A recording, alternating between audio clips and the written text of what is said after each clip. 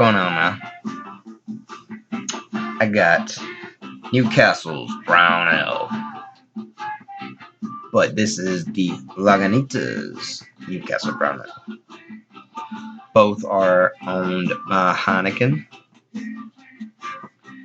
The Lagunitas Brewing Company was founded by Tony McGee in 1993 in Lagunitas, California.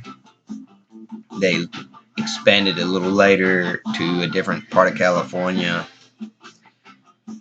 And in 2015, Heineken bought out 50% of the shares. In 2017, they bought the whole place, while Tony still being the CEO of Lagunitas. So look up Tony McGee. He's an interesting guy. He still has a passion for beer.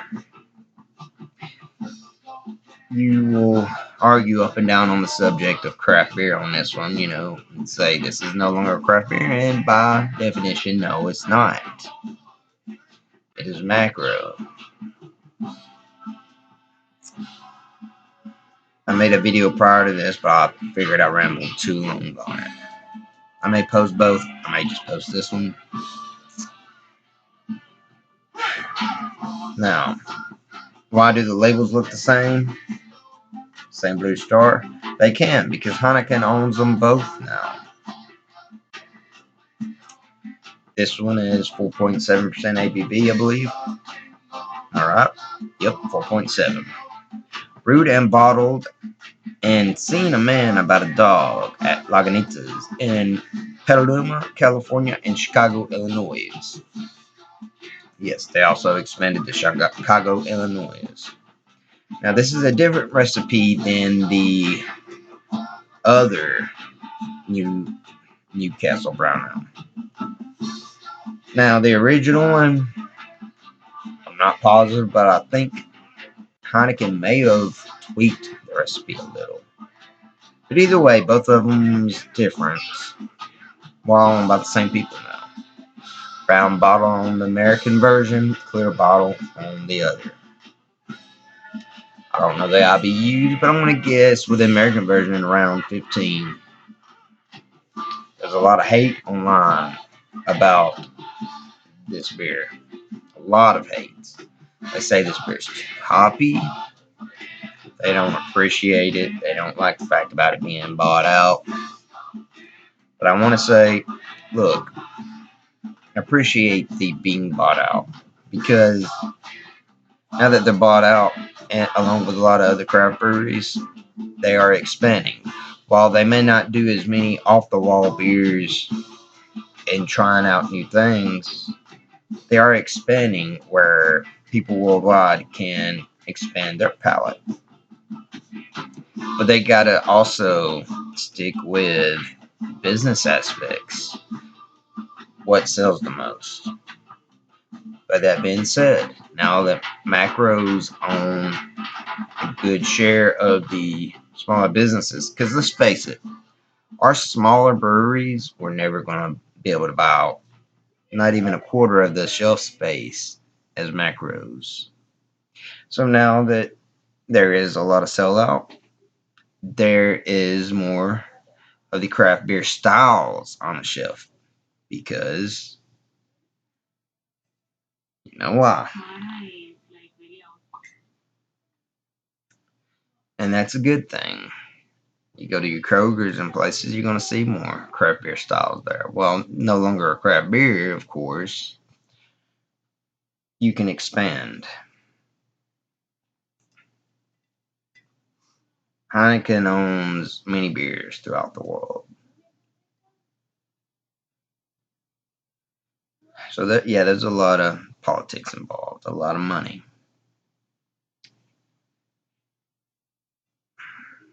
I still have my love for the macros, but I have appreciation for macros also, and beers of different styles. I recently had someone say to me, "You do beer reviews, but why did you just review Hurricane High Gravity and Steel Reserve? Ew, nasty, ew."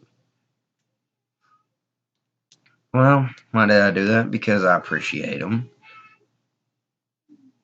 How do you figure that they're nasty? Because they don't taste like an IPA. Because they don't taste like a stout.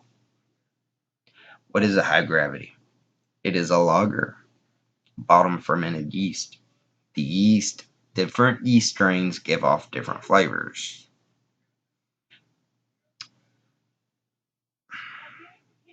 And fact, lagers are harder to make and also take longer and take a little bit more money. And that's why a lot of your microbreweries don't do lagers. See, my belief, when people would watch my videos and listen to me, if people knew the facts, they would be able to have more of appreciation. Your beer snobs would appreciate the macros more, your lagers more, and your people that think all beers taste the same, like Bud and Coors, they'd have more of appreciation for craft beer. I look like a mess. Long hair, sideburns are getting out of hand, but I ain't worried about how I look. I'm worried about how this beer looks. So without further ado, let's open it up, shall we?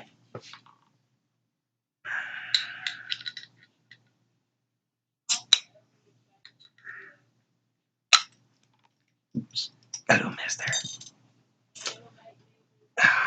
Make sure there ain't no bug in my glass. Had it outside drinking beer. Another reason I'm redoing this video and doing it inside, I just couldn't breathe out there. My allergies are bad enough as it is, as you can tell by my voice.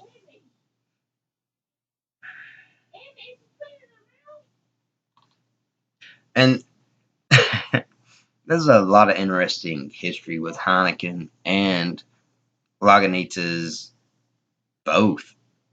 Seriously, Lagunitas has a lot of funny things with them. They are big advocates of marijuana, Mary Jane, that ganja, the devil's lettuce, weed, smoking a joint, rolling a blunt, stuffing the pop, getting stoned, getting mellow, a health plant. They kind of got they kind of ran into some trouble. I mean, FBI was watching them there for a while, and I don't want to get into all that, but y'all look it up. It's hilarious. They ended up making a beer about it. And when the main dude of Heineken came over to their brewery to talk to the dude, he saw that and he was tasting their beers and he said, "Tell me about this one. Tell me this story." And you know he probably already knew about it because of Google and all that. And Tony, he was nervous talking about it, of course. He's probably a little stoned too. And he said he figured he got no choice but to talk about it. I can't lie. I mean, it's a big business opportunity. So he tells the truth, but never looked him in the eye. And after he told the story, he looked up, and the dude was rolling laughing. And the dude being big up there in Heineken, you would think he would have showed up in a limo and been all. I was gonna say the word a whole lot, but he wasn't. He showed up in a taxi and was down to earth, honest and kept it business and professional, but he was, kind of down to earth. That's that with that. I don't want to ramble on too much of that. I did another video, I think. So on to this beer. It pours, you know, a decent head, and it's still retaining. The color is brown, just your regular brown color with hints of dark ruby red in there. The head is tannish white. Excuse me. The nose is sweet.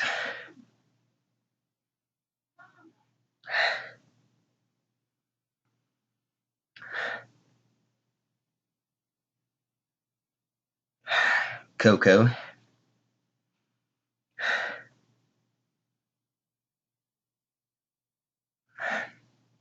I don't believe the hops they use are as much as aroma hops. I believe it's more flavor hops. Well, the hops they do use, they're Sentinel and Chinook hops. I don't know my science of hops, so if y'all know if they're more floral or flavor wise, let me know.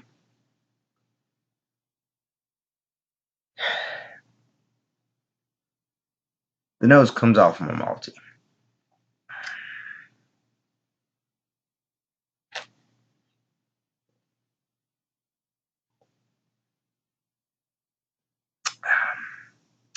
Light to medium mouthfeel. And the bubbles, they're very small and compact to very large.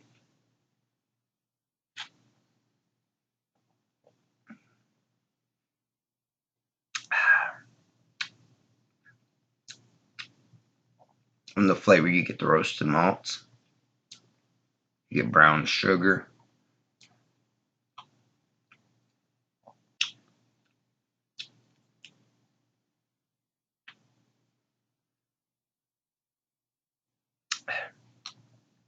you get the hops on the flavor. The hops rounds it out perfectly, especially with the bitterness of the malts, the roasted malts. Because roasted malts is always going to have its own bitterness.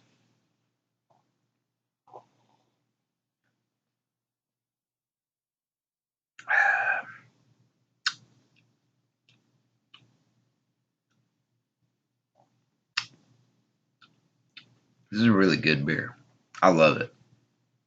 Don't come into this, though, trying to compare it to the other Newcastle. They're very different. Are they remotely the same, other than the fact that they are in the style of brown ale? That's the only similarities.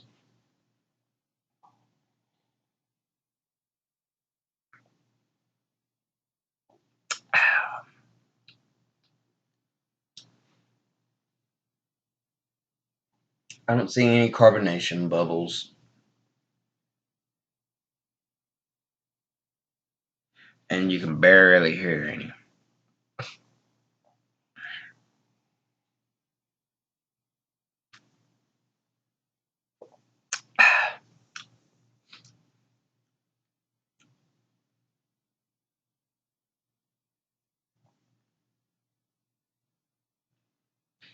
And it's kind of crazy when it hits your mouth. If you really focus on it, it goes in and you first get the maltiness. Then it changes and mixes with the hoppiness and the bitterness. And it goes back to maltiness. And it bounces back and forth, back and forth. And ends on kind of a water note. Excuse me. Water note and a hop note. No bad aftertaste at all. Finish is very clean. And I apologize for my voice and my allergies. So I'm going to pause this video. I'm going to finish this beer now and put my other one in there. I got one right here sitting on the table. I'm warming up. Have it at a warmer temperature because temperature of having a beer really has a lot to do with what flavors you pick out.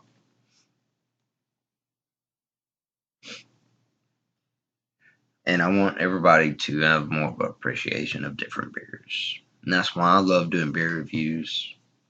I hope somebody from all spectrums watches them, has more of an appreciation and love for beer. for all styles. So I'm gonna pause this, turn on some music, slowly sip this, and drink that other one. And I'll start when I open that other one up. I'm gonna start the video again and have it at a warmer temperature and see if there's any differences. So I'll be right back.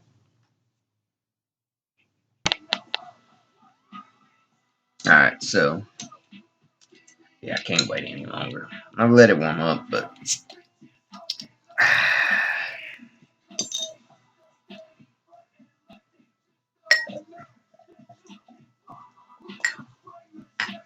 I mean, I'm really enjoying these beers.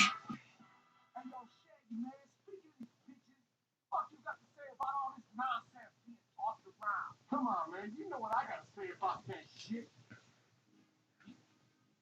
I ain't got to come. I worked here at Walmart for 4.5 years, and it goes like this. Fuck the fuck up, motherfucker! That's a very good beer.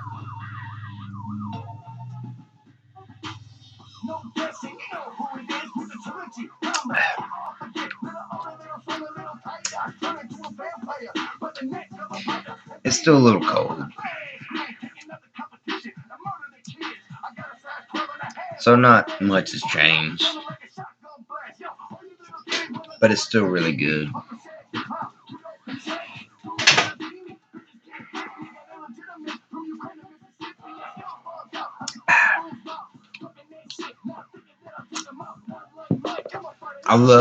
I really love the balance between the roasted malts and the hops, and the mix between the bitterness from the hops and the bitterness from the roasted malts. I mean, pretty hit on it.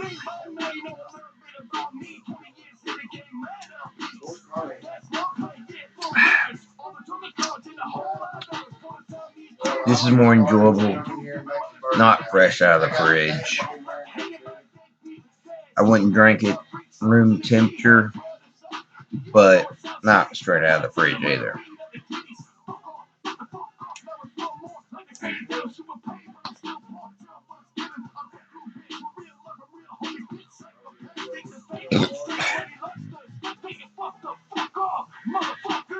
If you had this without knowing it was bought out by Heineken, or knowing how mass produced it was, you'd think this is a very well made brown ale.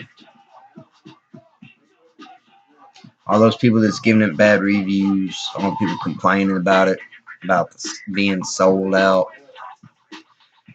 they wouldn't be saying all that if they didn't really. They'd be loving this beer if they didn't know that it was sold out.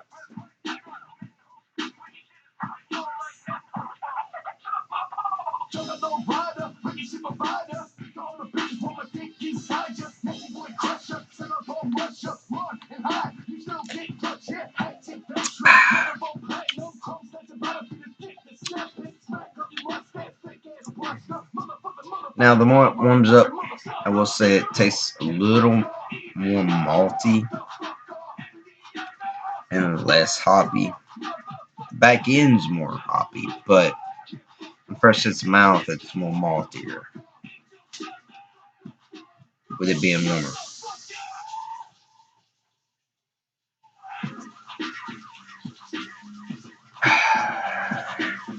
Very well made. And like I said, they use pale malts, roasted malts, Chinook hops, and Centennial hops.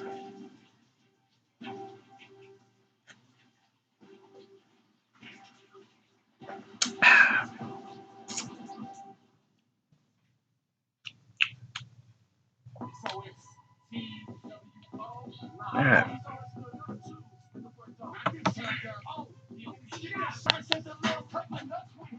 This ain't a slamming beer, but I'm gonna go ahead and slam the rest of it since I'm already going on 20 minutes.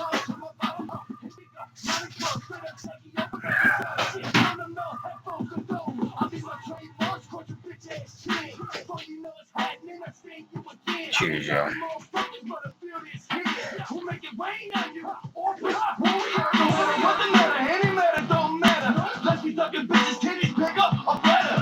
Who cares? Is that bitch sucking dick? E-T-O-D-O-O. Fuck! Dyslexic!